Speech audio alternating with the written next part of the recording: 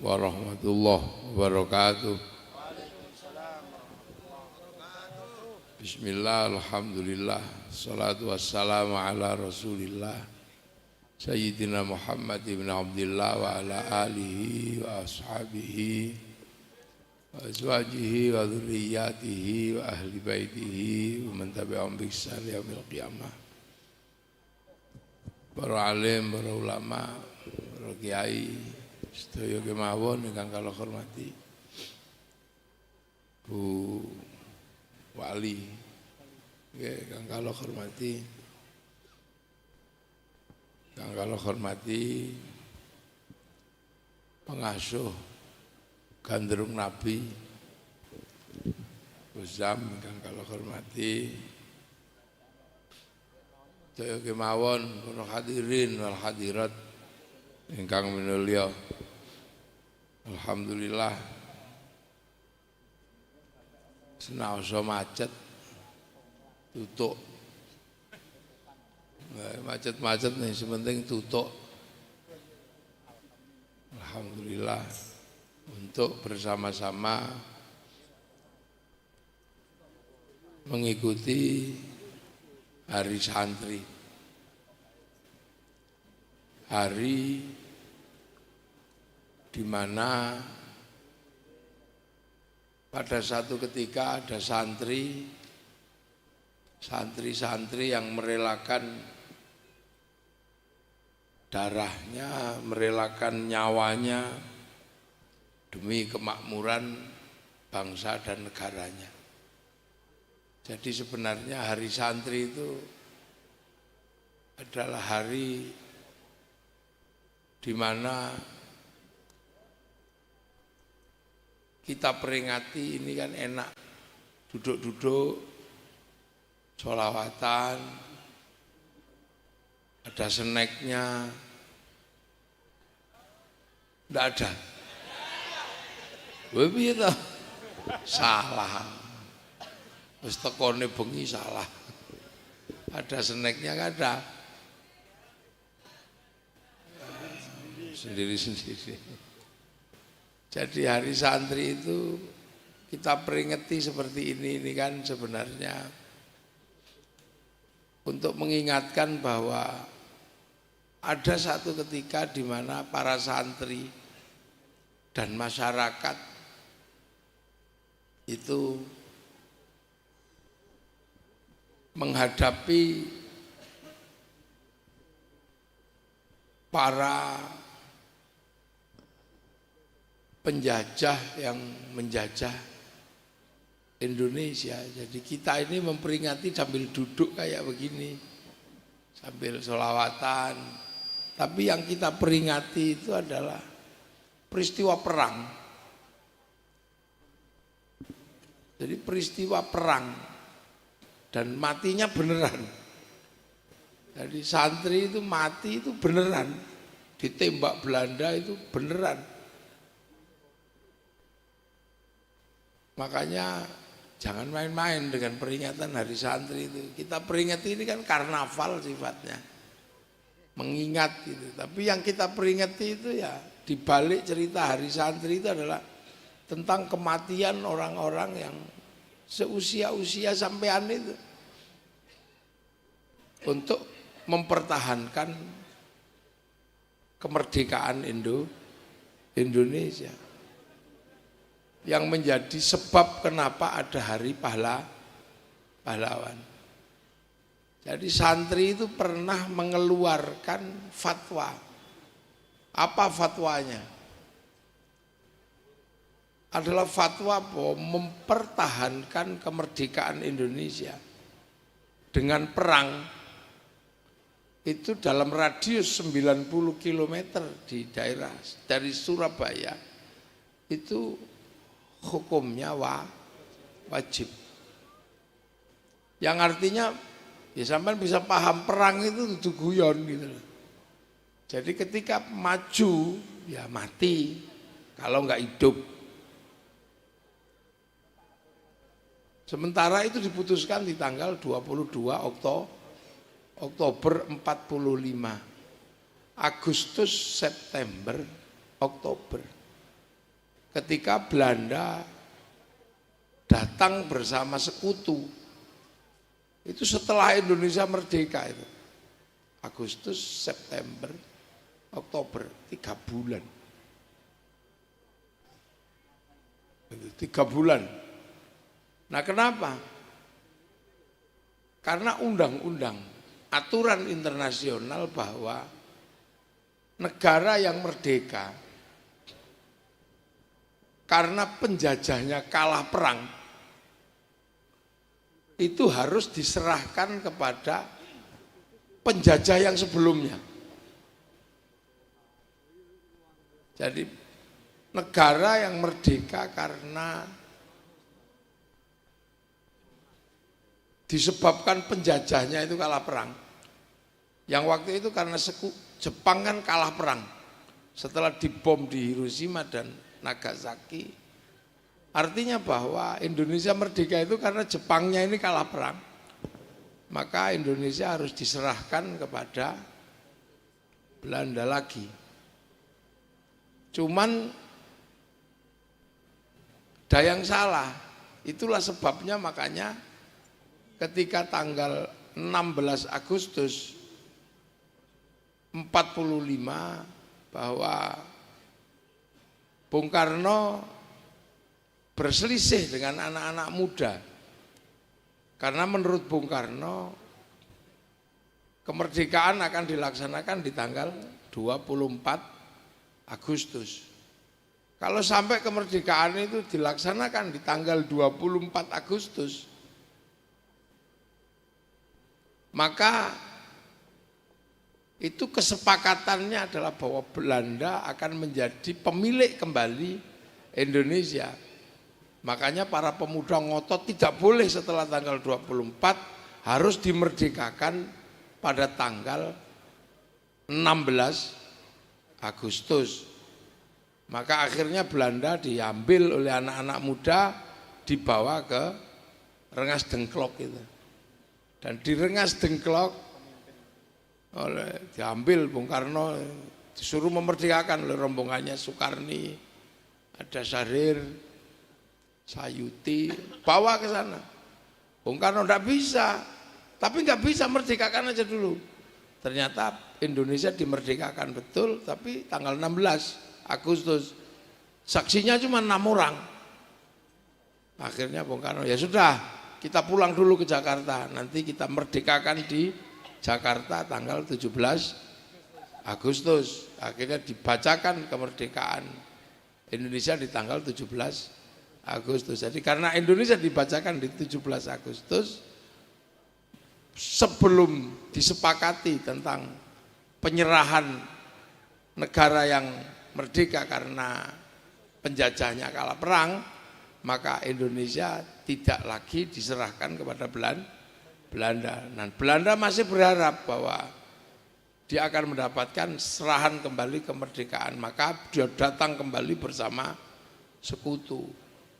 Nah itulah, jadi tanggal 16 dan 17 itu adalah tanggal di mana kondisi politik internasional antara Jepang sama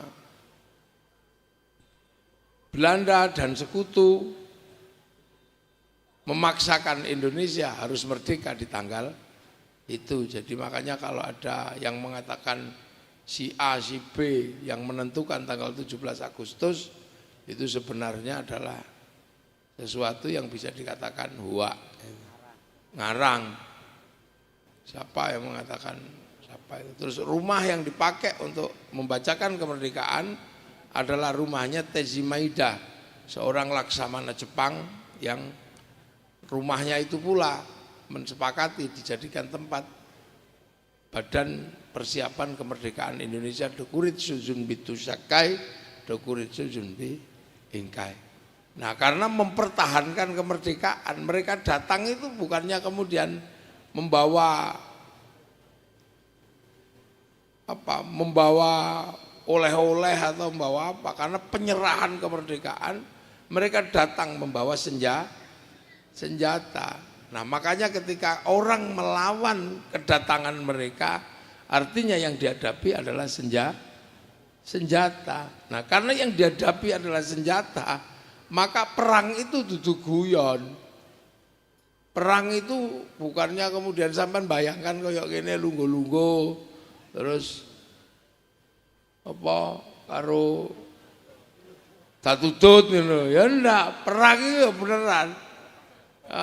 Makanya jangan sekali-sekali mengambil hak orang yang sudah meninggal di dalam perang dengan merubah sejarah. Itu makanya kita agak sensitif kalau merubah sejarah itu. Karena sejarah itu didirikan oleh nyawa dan kubangan darah anak manusia demi perjuangan kemerdekaan. Makanya sampai ojo macam-macam dengan hari santri itu. Hari santri itu terjadi bukan dengan datudut terus ngopi gitu. Wah itu enggak, itu perang beneran. Jadi ojo sembrono, aku ndebok kira terus kemerdekaan itu lahir karena ini. Nah, peristiwanya apa? Yang memicu itu semua ketika kedatangan kembali Belanda mengibarkan bendera Belanda. Lah kata anak-anak di Surabaya waktu itu, loh Indonesia sudah merdeka kok masih ada bendera Belanda.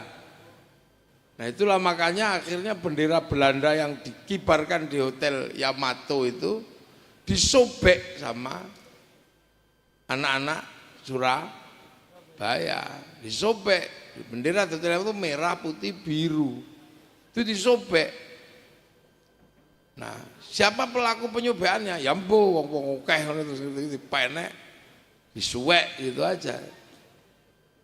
Yang itulah yang memicu perang besar di Surabaya. Jadi sampean jangan membayangkan bahwa bendera yang hari ini mungkin harganya enggak seberapa gitu. Mungkin 15.000 apa 10.000, tapi bendera itu dulu untuk menegakkannya itu butuh darah dan butuh nyawa. Nah sekarang merah putih itu sudah nggak minta darah, nggak minta nyawa, cuman minta angkat tangan gini aja. Nah ketika cuman minta angkat tangan gini aja, kadang kita ada yang mengatakan bid'ah, ada yang mengatakan musyrik, haram gitu. Ya mungkin pada zaman perang itu yang sekarang bid'ah musyrik itu, zaman perang itu jangan-jangan itu kakek buyutnya mata-matanya Belanda kan gitu. Enggak ngerti. Lah ini tentang kemerdekaan. Makanya kalau sudah berbicara tentang kemerdekaan itu hati-hati. Hanya karena kita sekarang peringati dengan nyantai-nyantai, udah tutut ngupak kopi, terus dikira kemerdekaan itu hasil didapatkan dengan hasil gelundang-gelundung terus ngerti-ngerti merdeka gitu. Ya enggak. Di balik cerita kemerdekaan itu ada nyawa yang sangat banyak, yang bahkan tidak hanya terjadi ketika perang 10 November atau terjadi karena bendera semata-mata. Di belakangnya itu panjang ceritanya. Ada yang mati bersama Sultan Hasanuddin itu ya persiapan menuju kemerdekaan. Ada yang mati bersama Pangeran Diponegoro, ada yang mati bersama Sultan Agung. Itu kalau diakumulasi darah orang yang meninggal karena kemerdekaan yang malam hari ini kita nikmati itu nggak bisa dihitung. Yang mati di Maluku berapa, ada Patimura itu mati beneran, bukan kok karnaval digantung terus hidup lagi, itu enggak. Itu punya kekasih namanya Christina Marta itu mati beneran, jangan kamu sembrono, tiba-tiba orangnya mati beneran, kamu iseng aja. Patimura nama aslinya Ahmad Lusi, itu ya jangan kamu aneh-aneh aja. Sekarang kan banyak sekali orang iseng. Orang-orang yang meninggal itu dalam bahasa agama itu masih hidup, dan itu banyak sekali. Pangeran Diponegoro itu kenapa nyerah? Itu karena setiap hari pasukannya Pangeran Diponegoro yang tertangkap itu disembelih hidup-hidup oleh Belanda di lapangan Magelang. Satu-satu gini dipotong, mati beneran. Punya anak ya, anaknya nangis beneran, punya istri ya nangis beneran. Itu bukan karnaval, jadi jangan mbok kira terus perang itu seperti sekarang kayak di film dor terus tangi meneh gitu. Kita kan memperingati misalnya ketusuk bambu dibikin tertusuk, terus ininya dikasih warna merah-merah gitu. Itu betadin, ada ususnya, usus ayam itu. Karena karnaval kita, tapi di waktu itu beneran mati. Pangeran Diponegoro itu diasingkan beneran. Cut Nyak diasingkan beneran. Jadi kita menikmati hari ini sambil udat-udut, sambil karnaval. Ini untuk mengingat siapa? Mengingat bahwa di balik kemerdekaan hari ini itu ada ribuan nyawa yang mati beneran. Nah, makanya orang-orang yang merelakan darahnya dan nyawanya ini untuk dikorbankan demi apa? Demi kemerdekaan manusia dalam bangsanya, dalam negaranya atau dalam agamanya. Itu berkedudukan khusus. Apa kedudukannya? Orang ini disebut orang yang mati di jalan Allah. Nah, orang yang mati di jalan Allah itu ya enak. Mendapatkan kedudukan apa? Bal ahyaun, dia masih hidup, inda rabbihim yurzaqun. Di sisi Allah mendapatkan rezeki. Makanya orang-orang yang sudah meninggal di jalan Allah ini disebut orang-orang yang masih hidup walaupun sudah meninggal dalam kondisi waktu itu. Makanya la taqulu lima yuqtalu fi sabilillahi amwat bal ahyaun, masih hidup. Nah, itu makanya karena masih hidup ya ada kuburannya ya kita ziarahi. Ada namanya ya kita Fatihai, kita doakan. Makanya sampai jangan macam-macam sama orang-orang yang meninggal di jalan Allah ini. Jangan kamu ganti kuburannya. Jangan kamu ganti namanya. Jangan suka-suka kamu aja tiba-tiba iseng namanya kamu ganti terus. Kuburannya kamu ganti lah, itu makanya nggak boleh. Dan itu yang jadi perkara itu ya karena itu. Nah, ini karena apa? Pahlawan. Ya mungkin bukan bapak kita kan. Pahlawan, bapaknya siapa? Ya udah biarin aja dia yang mati itu kita sebut orang tuanya siapa, bapaknya siapa. Sesuai namanya, karena nggak boleh orangnya masih hidup terus kita ganti namanya, kita akui sejarahnya. Merah putih itu yang mati itu berapa? Tiba-tiba ada orang iseng kakek kami yang buat. Nah, itu ngaco namanya. 17 Agustus itu darah dan nyawa berapa untuk menentukan perang itu. Ya makanya jangan kamu akui bahwa yang nggak ikut-ikutan terus tiba-tiba kami yang menentukan 17 Agustus. Pancasila itu tegaknya yang mati berapa? Ya kamu jangan ikut-ikutan. Kalau kemudian benar-benar nggak ikut ya jangan mengatakan Pancasila kami yang buat. Ini kan sekarang banyak sekali orang iseng mengklaim sejarah para pahlawan. Itu darah orang. Kalau cuma mengklaim siapa yang nanam pohon jambu aja nggak apa-apa. Wong modalnya cuma pohon sama sekop aja ya nggak apa-apa. Loh ini pentingnya orang nggak boleh. Nah, saya mesti ngomong karena banyak sekali sekarang orang itu mengklaim jasa orang. Kalau cuma mengatakan, oh yang nanam pohon cipluan itu saya, ya nggak apa-apa. Wong cipluan modalnya nggak besar. Tapi tentang kemerdekaan dan sejarahnya, ini sejarah tentang kematian orang, sejarah tentang nyawa orang, sejarah tentang kubangan darah yang ada di balik sejarah kemerdekaan. Lah kenapa santri waktu itu sampai berani mengambil alih? Padahal sekarang aja orang masih berdebat, ada yang mengatakan negeri ini togut, itu ada mengatakan itu.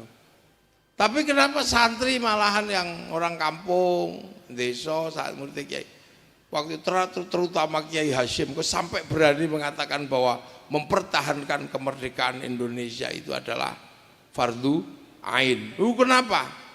Kalau sekarang kan malah ada yang mengatakan ini negeri toghut, orang negeri kafir, negeri musyrik, ada yang begitu.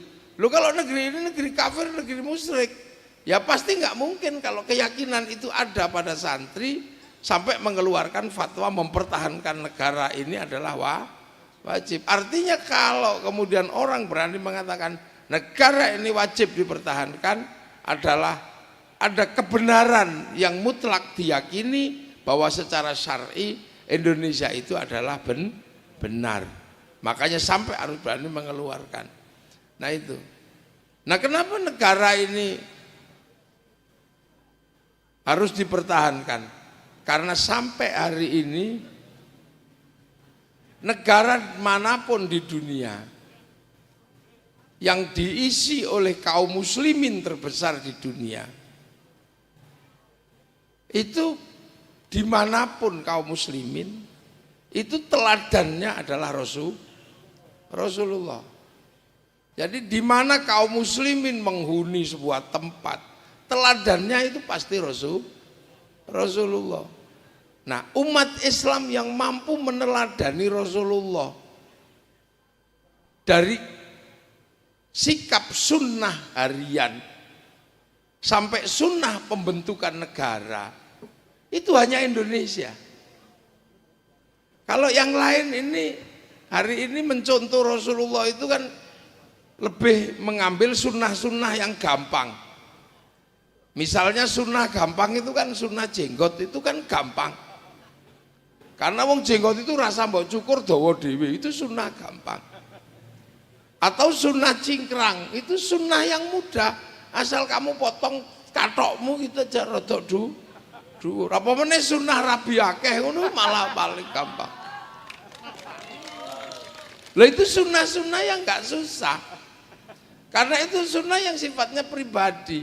Orang makan pakai jari 3 gitu, sebut sunnah. Itu kan gampang, tinggal kalau nggak bisa jari 3, jari 3-nya pegang sendok atau sumpit.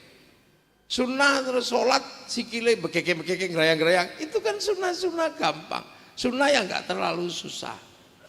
Tapi sunnah yang paling susah itu adalah sunnah di mana berkompromi dalam kehidupan yang besar dalam perbedaan-perbedaan umat manusia. Itu lebih berat. Sunnah menjaga kehidupan itu lebih berat karena berurusan dengan orang lain. Kalau sunnah-sunnah yang hari ini diperdebatkan orang itu kan sunnah yang bisa dijalankan sendiri. Sunnah yang dijalankan sendiri, sampean pengen jenggotan itu kan sendiri aja bisa. Sampean dawa dhewe ya wis orang masalah, sampean ijen jenggoten ya ora apa-apa. Kuzam ini ki jenggoten ya ora apa-apa, walaupun jenggoten rolas ini ya enggak apa-apa. Ya oleh, itu kan sunnah yang bisa dijalankan secara pribadi. Ya makan 3 jari ngono kan gampang. Cingkrang ngono gampang. Apalagi takbir yang mau begini apa begini itu kan. Atau tahiyat yang gini-gini itu. Itu kan sunnah yang secara personal semua orang bisa melakukan, tinggal tuntunannya yang mau dipakai yang mana. Apalagi yang tadi saya sebut selalu mengatakan bahwa nikah lebih dari 1 itu sunnah. Itu kan sunnah gampang. Apalagi mengatakan sunnah malam Jumat, itu kan sunnah yang enak itu. Nah sunnah yang berat itu adalah apa? Sunnah yang harus bersinggungan dengan orang lain, yang harus ketemu dan dikompromikan dengan orang lain. Seperti sunnah hiduplah kamu sebagai sama-sama para pemimpin yang hidup dengan perbedaan suku, bangsa, agama, tapi saling bertanggung jawab. Itu kan lebih mudah sampean, apa lebih susah? Nah, Indonesia sebagai sebuah negara yang perbedaannya paling banyak. Loh, Indonesia ini kan perbedaan apapun kan paling banyak. Perbedaan flora fauna paling banyak kan Indonesia. Orang Eropa itu paling kenal buah itu kan apel gitu. Apel terus pir. Enggak kenal namanya kesemek gitu ya. Duren, cipluan enggak kenal. Di Arab sana misalnya orang kenal binatang itu ya sebatas dob, terus kambing, unta, enggak kenal undur-undur itu. Hantu misalnya, ya paling kenalnya di sana ghost, syaiton, jin, enggak kenal namanya gundul pringis, wewe gombel, sundel bolong, suster ngesot.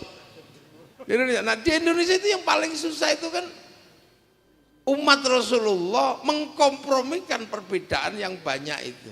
Dan Indonesia berhasil sampai tingkat itu mencontoh Rasulullah. Buktinya apa? Di Indonesia berlaku paham kullukum ra'in wa kullukum mas'ulun an ra'iyati. Kalian semua adalah para pemimpin yang harus hidup saling bertanggung jawab antara yang mimpin dan yang dipimpin. Nah, konsep itu namanya ra'iyah.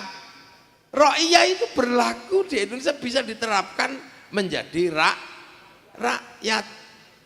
Loh, rakyat itu konsepnya Rasulullah, itu bukan konsepnya yang lain. Jadi rakyat itu berlaku di Indonesia, satu-satunya negara muslim yang menerapkan konsep ra'iyah menjadi rakyat dalam sebutan warganya hanya muslim Indonesia.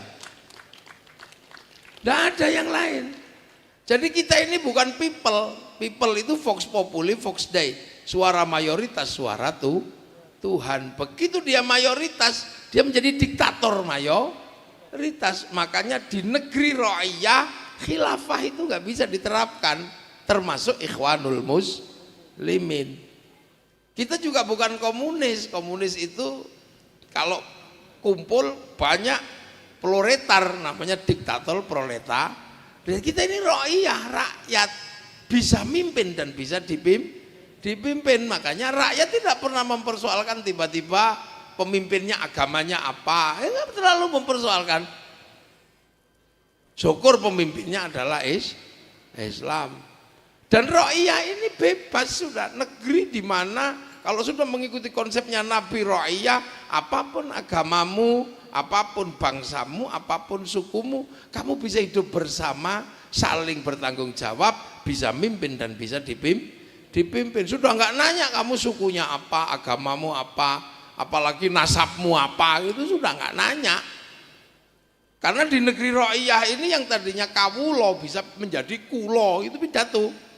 Yang tadinya hamba sahaya yang kelasnya paling bawah bisa pidato saya, itu bisa. Yang abdi tadinya seorang bawahan paling rendah bisa pidato abdi mah, itu bisa. Yang pukulun yang tadinya panggilan para dewa bisa turun menjadi ulun, itu di Banjarmasin. Loh, makanya konsep ini beratnya luar biasa, dan itu konsep yang ada di Madinah, memahami perbedaan itu. Loh, makanya ra'iyah yang berbeda-beda itu kalau ngumpul namanya musyarakah. Yang akhirnya kita paham dengan bahasa sekarang menjadi masyarakat.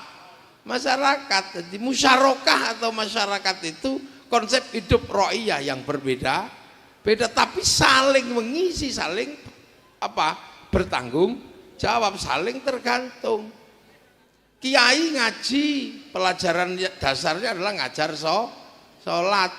Tapi sholat itu tidak kemudian satu tok berdiri sendiri, dia tergantung dengan tutup aurat. Tanpa tutup aurat ya sholat itu nggak sah.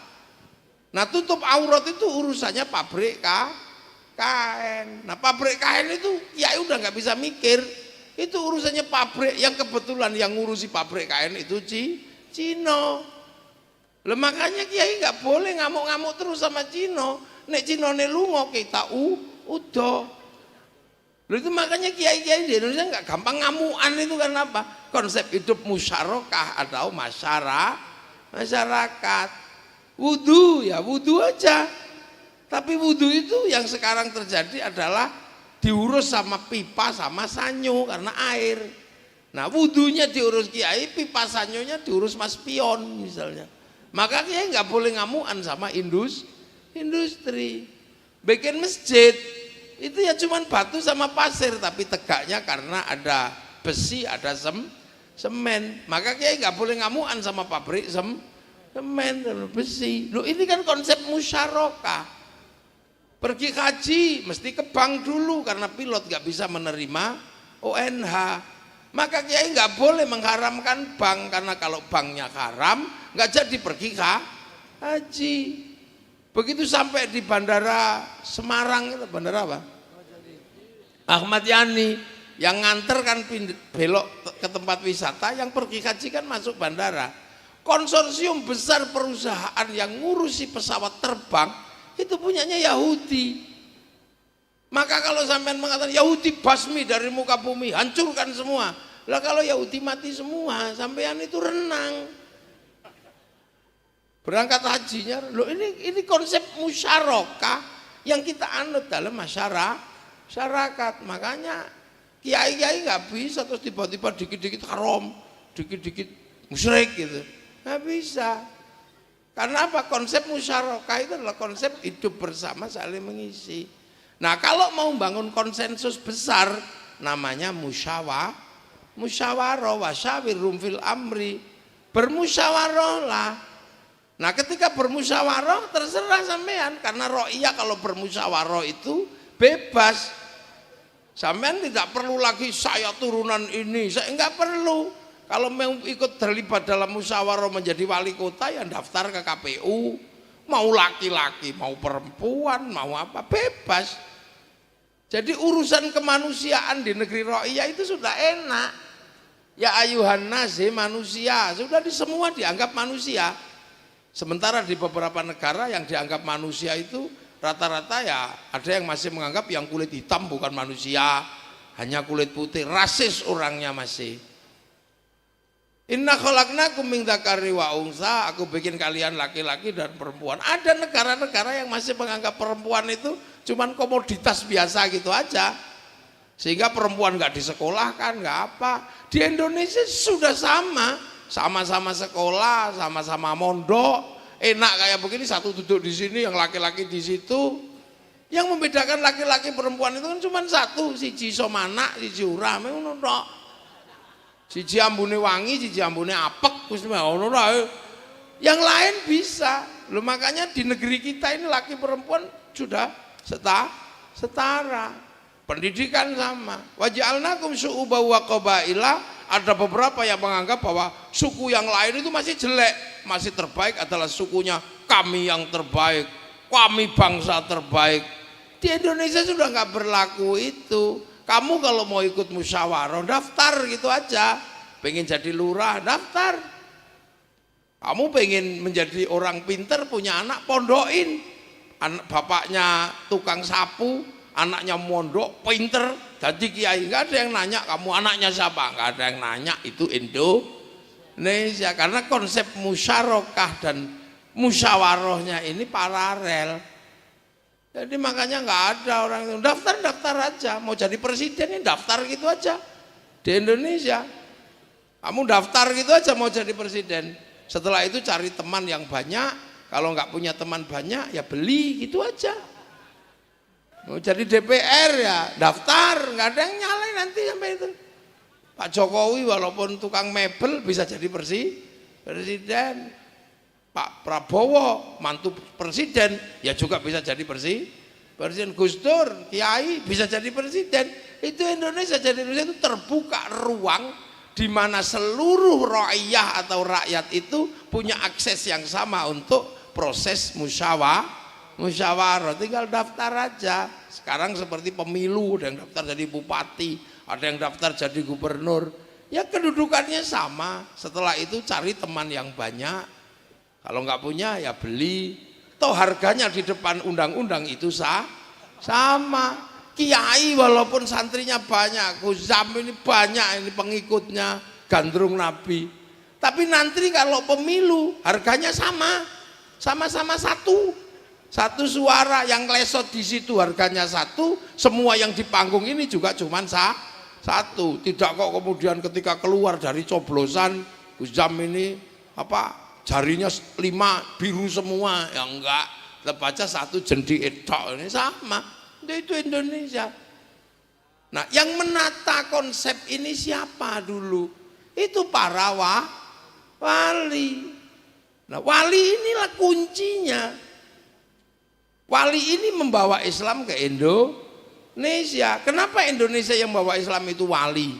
Sementara yang ke Eropa itu panglima perang, yang ke Cina itu pedagang. Karena Islam karena Indonesia ini sebelumnya agamanya Hindu. Lah Hindu itu yang boleh ngomong agama itu Brahmana, kasta tertinggi.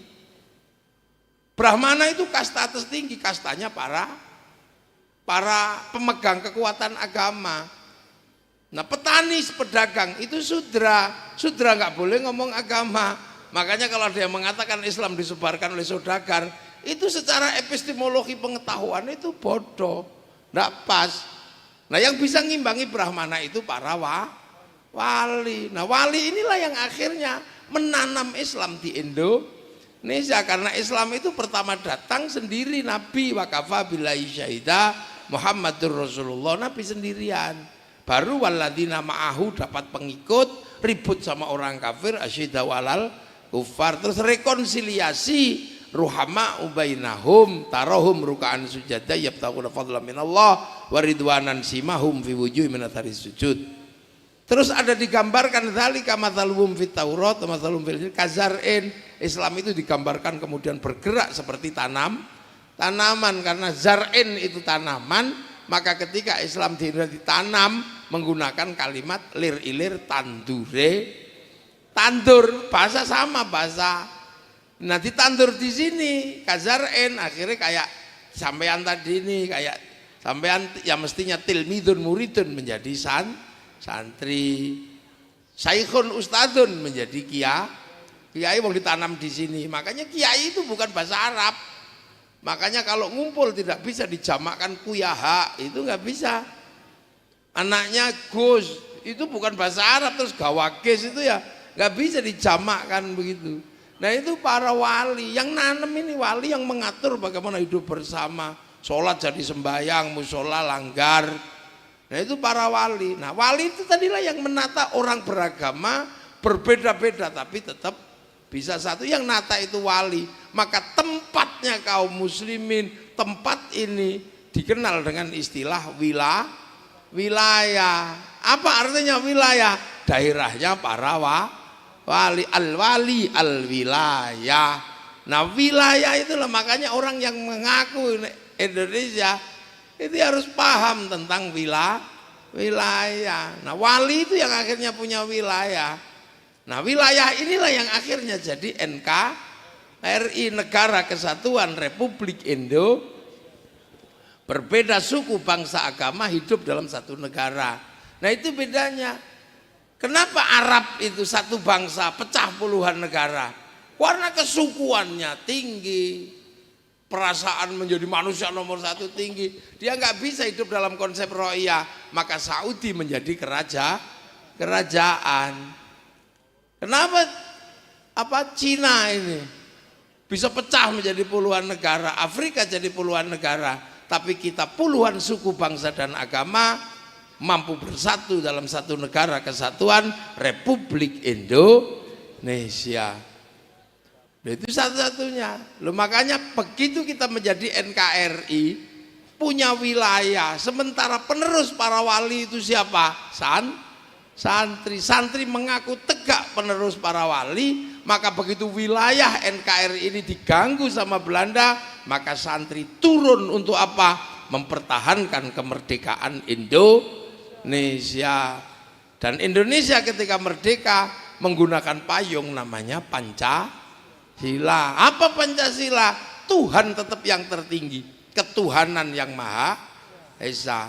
Setelah ketuhanan yang tertinggi, dunia ini urusan kedua adalah urusan manusia, karena putaran dunia ini ada pada manusia. Ada sound system juga karena kuping manusia. Ada pabrik mobil karena manusia pengen cepat. Ada pabrik kursi karena bokong manusia. Ada industri pempes karena manusia. Ada bekel karena giginya manusia. Ada pabrik apa saja, ini ada minuman, ini juga karena dunia ini semua urusannya dengan manusia. Khalaqalakum ma fil ardi jami'a. Maka setelah Tuhan urusannya adalah manusia. Lah manusia nggak bisa hidup sendiri, dia butuh persatuan. Sampean pengen cantik harus bersatu dengan pabrik skincare. Sampean pengen sehat harus bersatu dengan pabrik kesehatan.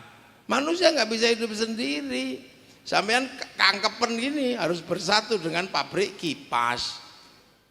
Manusia nggak bisa independen. Dia makan juga nggak bisa independen. Dia berhubungan dengan pabrik garam, dia berhubungan dengan pabrik kompor. Nggak ada manusia sendirian. Sekarang kita nyantai begini, baju kita bagus, berhubungan dengan pabrik mesin cuci. Manusia nggak, maka hidup itu butuh persatuan. Kalau nggak pakai persatuan, manusia nggak bisa hidup. Nah, untuk menghargai persatuan, orang harus menganggap manusia itu setara, berbeda-beda tapi setara. Nah, orang yang bisa memahami seperti itu menggunakan konsep kerakyatan, maka setelah persatuan, penghargaan terhadap perbedaan untuk hidup dalam satu tanggung jawab namanya kerakyatan. Hanya kerakyatan dan kesetaraan menghargai manusia, manusia bisa hidup bersama. Tapi hati juga nggak mudah. Bagaimana hidup dengan berbeda agama? Kadang kita masih marah. Dipimpin orang yang beda agama kita ngamuk. Melihat kelakuan bangsa orang kita ngamuk. Ya udah, kita hidup bersama, saling rukun. Nah, jiwa yang bisa menghargai perbedaan, jiwa yang bisa menghargai hak orang lain, itu adalah jiwa yang penuh pancaran ketuhanan. Nah, jiwa yang penuh pancaran ketuhanan itulah yang disebut jiwa yang penuh hikmah. Makanya kerakyatan itu hanya bisa dipimpin oleh hikmah. Ud'u ila sabili rabbika bil hikmah. Itu makanya tegas itu kerakyatan, yang Kendal diurus, Brebes Cilacap juga diurus. Jadi orang tidak bisa bijak sini tuh harus bijaksana, kebijaksanaan. Itu pun nggak boleh mengambil sikap sendiri, harus dimusyawarahkan antara eksekutif, legislatif dan yudikatif. Lu ini Indonesia harus dimusyawarahkan itu. Tapi kalau kamu musyawarah malah ribet, pakai perwakilan. Makanya yang jadi bupati ya satu orang, yang jadi DPR sesuai partainya. Monggo. Yang penting apa? Tujuannya adalah keadilan sosial bagi seluruh rakyat Indonesia. Tasarruful imam ala ra'iyah manutun bil maslahah. Nah, kemaslahatan sebuah negara nggak bisa dibikin sendiri, harus lewat undang-undang nggak bisa dibuat tanpa parlemen.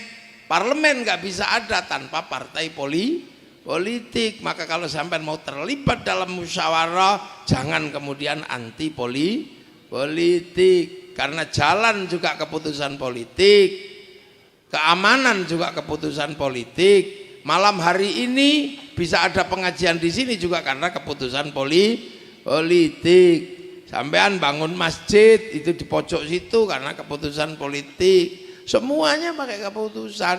Nah, sekarang kita ini kadang pengen Indonesia aman, pengen jalan bagus, tapi anti politik. Jangan sampean bisa sekolah nyaman itu karena keputusan politik. Maka jarine wong Jawa, nek wedi aja wani-wani, nek wani aja wedi.